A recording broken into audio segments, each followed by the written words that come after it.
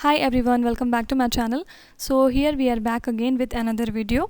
और आज हम लोग एक बहुत इम्पॉर्टेंट बात करने वाले हैं। देखिए, आप लोग को पता है कि आपका एग्ज़ाम अब नवंबर तक के लिए पोस्टपोन हो चुका है। मोस्ट प्रोबेबली आपका एग्ज़ाम नवंबर में ही कंडक्ट होगा, लेकिन फिर भी बहुत सारे लोग ऐसा मानते हैं कि हो सकता है कोरोना काल की वजह से और आगे शिफ्ट हो जाए एग्ज़ाम। लेकिन आप ऐसा कुछ नहीं सोचेंगे, आप अपनी तैयारी ऐसे ही मान के चलिए कि आपको नवंबर में ही एग्ज़ाम देना है। अगर उसके आगे होता है तो दैट्स वेल एंड गुड, आपके लिए बेनिफिशियल होगा, आप और मॉक्स दे पाएंगे और ज़्यादा इंप्रूवमेंट ला पाएंगे अपने अंदर। एक तरह से आप अपनी रैंक और ज़्यादा सिक्योर कर पाएंगे अगर आगे पोस्टपोन होता है फर्दर। लेकिन अगर नहीं होता है तो आप ऐसे तैयारी करिए कि आपको नवंबर में एग्ज़ाम देना है, आप एकदम अपना माइंड सेट करके ही चलिए। ओके, तो अब ऐसे में ये होता है कि हम क्या रूटीन फॉलो करें, अपना डेली रूटीन, या हम कितना पढ़ें, कैसे पढ़ें। 3 सब्जेक्ट है और वो भी जीएस में तो इतने सारे सब्जेक्ट हैं, history, polity, geography, static, current, सब पढ़ना होता है। तो अब हम क्या फ़ॉलो करें, कैसे पढ़ें, तो ये मैंने छोटा सा वीडियो बनाया है। अगर आपके पास बहुत ज़्यादा टाइम नहीं है, डेली अगर आपके पास बस 4 से 5 घंटे या 3 से 4 घंटे हैं तो दैट्स एनफ, आप आराम से स्टेनो का एग्ज़ाम क्लियर कर सकते हैं। तो इसी बेसिस पे ये वीडियो रहेगी। Without any further delay let's get started.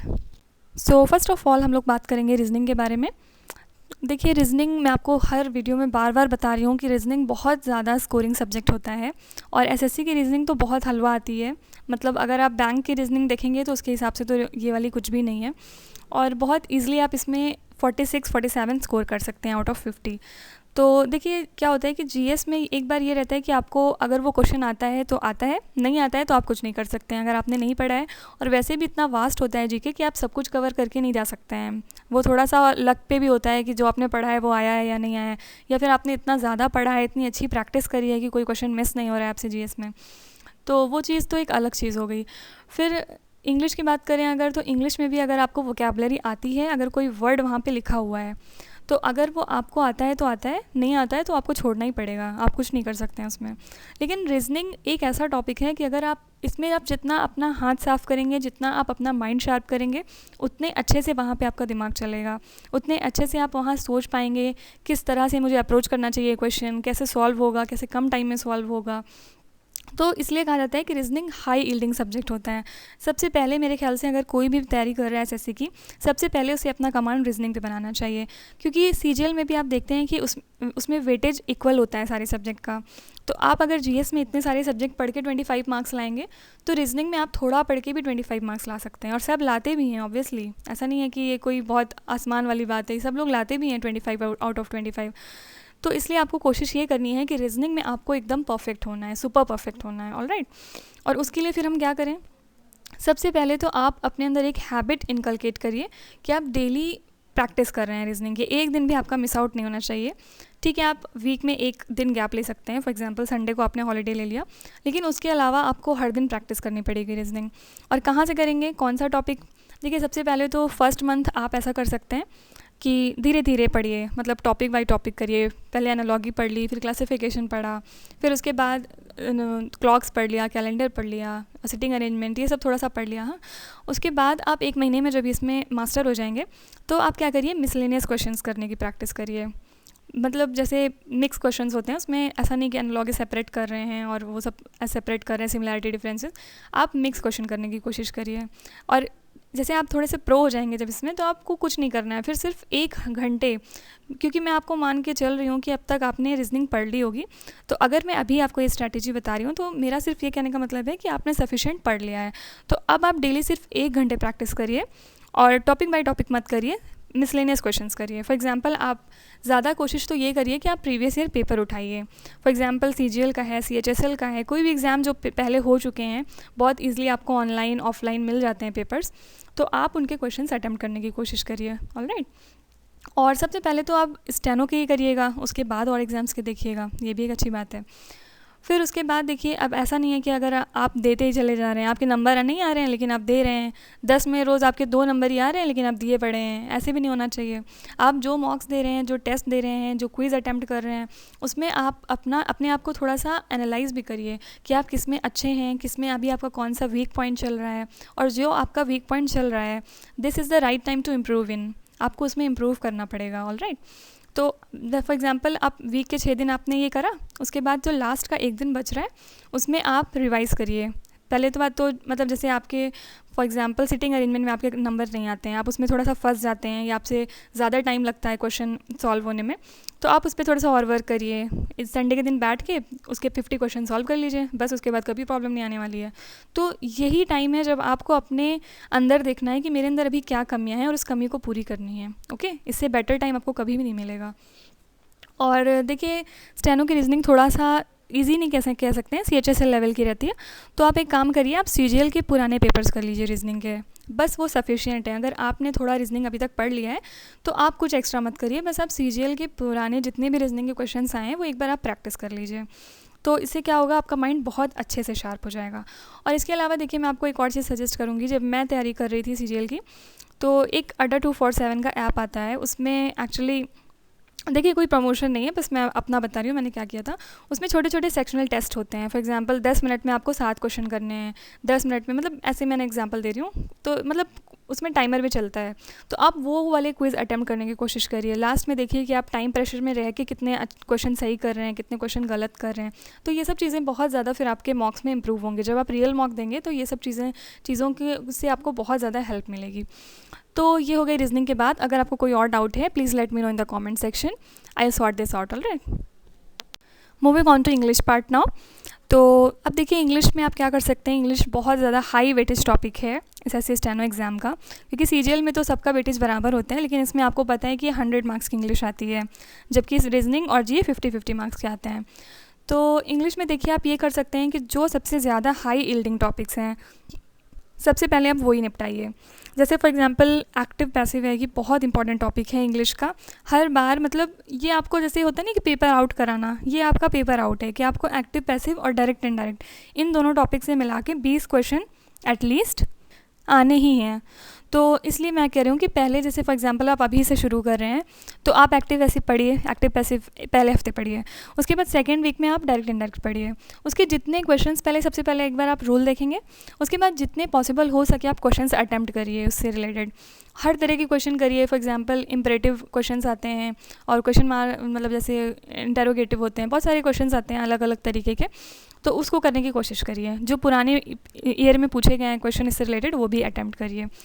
तो ये दोनों टॉपिक अगर आपने कर लिया, तो आप ये सोचिए कि आपने थोड़ा सा मतलब 20-30% पेपर तो आपने ऐसे ही ख़त्म कर दिया। ओके। और देखिए, जो ग्रामर पार्ट है इसमें आपसे मिस्टेक नहीं होनी चाहिए।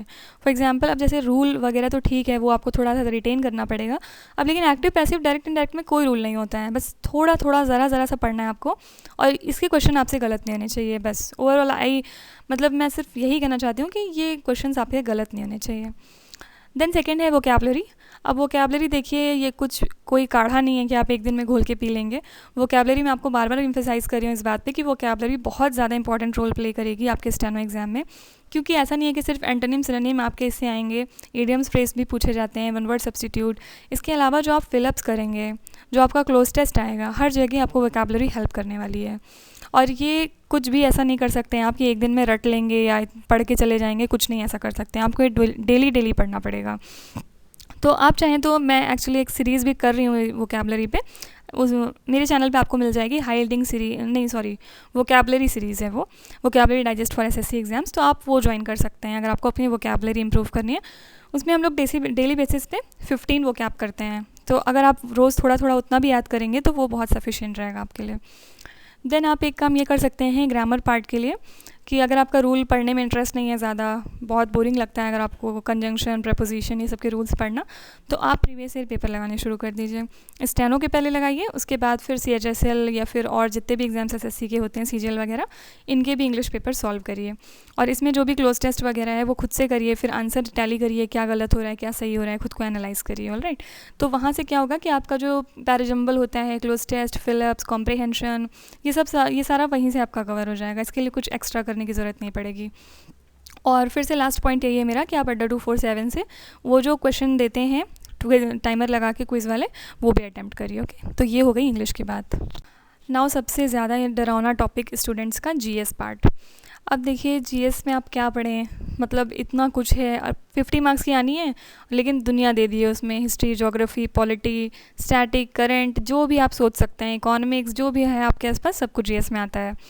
और जीएस में ऑब्वियसली बहुत मेहनत लगती है, क्योंकि आप थोड़ा बहुत हिस्ट्री सिर्फ याद करने बैठ जाएंगे। इसमें ऑब्वियसली फैक्चुअल चीज़ें आती हैं, बहुत ज़्यादा डीप में नहीं पूछता है, लेकिन वो फैक्ट्स रटने पड़ते हैं। कौन सा माउंटेन कहाँ है, कौन सी नदी कहाँ पे है, किसमें कौन सा एसिड है, बहुत कुछ पूछा जाता है। साइंस वगैरह सब कुछ आ जाता है इसमें। तो अब देखिए, ऐसे पढ़ने बैठे अभी 2 महीने में, तो फिर 2 साल भी लग जाएंगे आपको, अगर आप कायदे से जीएस पढ़ने बैठ जाएंगे। तो मैंने क्या किया था, और मैं आपको भी यही सजेस्ट करूँगी, ये मेरे लिए बहुत फ्रूटफुल था, क्योंकि जो भी प्रीवियस ईयर क्वेश्चंस पूछे गए हैं स्टेनो एग्ज़ाम में, आप वो एक बार कायदे से पढ़ लीजिए, और जो क्वेश्चन नहीं आते हैं वो आप मार्क करके याद करके जाइए, ओके। और ये आपको काफ़ी ज़्यादा हेल्प करेगा। और इसके अलावा जैसे फॉर एग्जांपल आपसे पूछा कि विटामिन ए की डेफिशिएंसी से कौन सी डिजीज़ है, तो अब आपने ऑप्शंस देखा, आपको वहाँ से पता चल गया कि नाइट ब्लाइंडनेस होता है, ओके। तो अब आप ये नहीं कि पढ़ के आगे बढ़ गए, थोड़ा सा विटामिन, अब कितने विटामिन हैं, 5-6 विटामिन हैं सिर्फ, तो उसका एक लिस्ट बना लीजिए। मैंने आपको दिया भी है अपनी हाई यील्डिंग सीरीज़ में, जब हम हाई यील्डिंग सीरीज़ अपनी कर रहे थे, तो उसमें भी आप मेरे चैनल पर चेक कर सकते हैं, वाली वीडियो भी। तो उसमें क्या है कि जितने भी आपकी डिजीज़ हैं, आप एक बार सारी डेफिशिएंसी या डिजीज़ याद कर लीजिए। तो अब क्या होगा कि कभी आपका क्वेश्चन गलत नहीं होगा, क्योंकि ज़रूरी नहीं है ना कि पिछली बार विटामिन ए पूछा है तो इस बार भी विटामिन ए पूछेगा, इस बार हो सकता है विटामिन के पूछ ले, तो फिर इसलिए आपको पता होना चाहिए।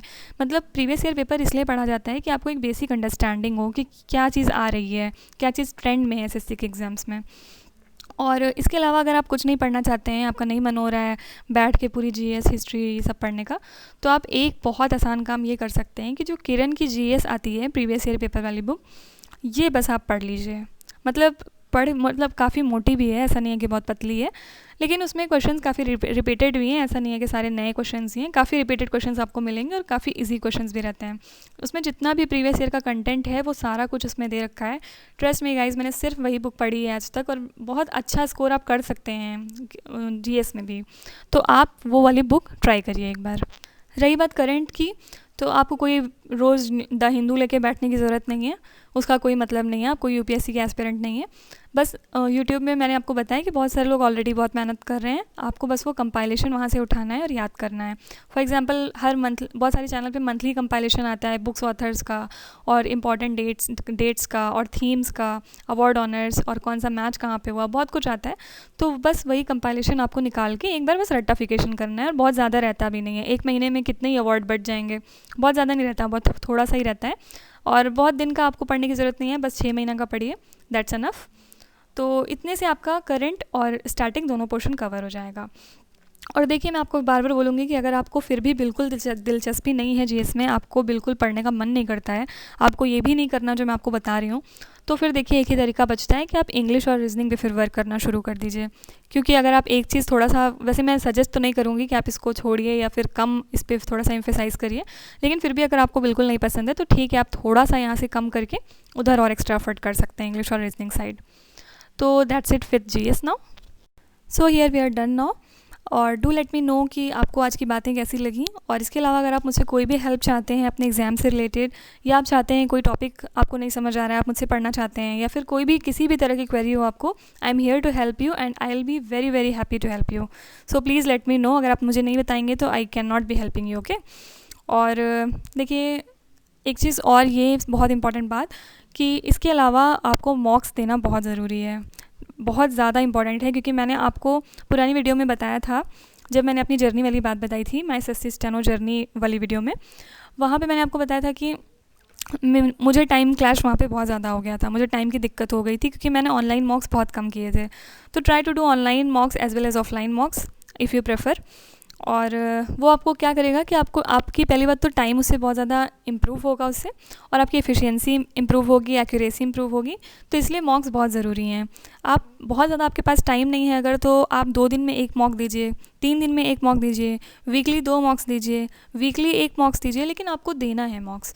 आप ये मत सोच के चलिए कि मॉक्स के बिना भी आपका काम चल जाएगा, आप इतने टेस्ट दे रहे हैं, हम इतना पढ़ तो रहे हैं, ऐसे इससे काम नहीं चलेगा, आपको मॉक्स तो देना ही पड़ेगा।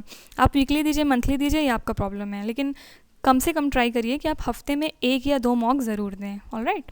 क्योंकि 2 घंटे आपको फिर वहाँ पे बैठना भी पड़ेगा, और वो काफ़ी सारा कई बार बहुत दिक्कत भी करता है बहुत सारे बच्चों के लिए, उनके अंदर बिल्कुल भी सिटिंग पेशेंस नहीं होता है। तो जब आप एग्ज़ाम देंगे तो आपको रियल फील आएगी एग्ज़ाम वाली।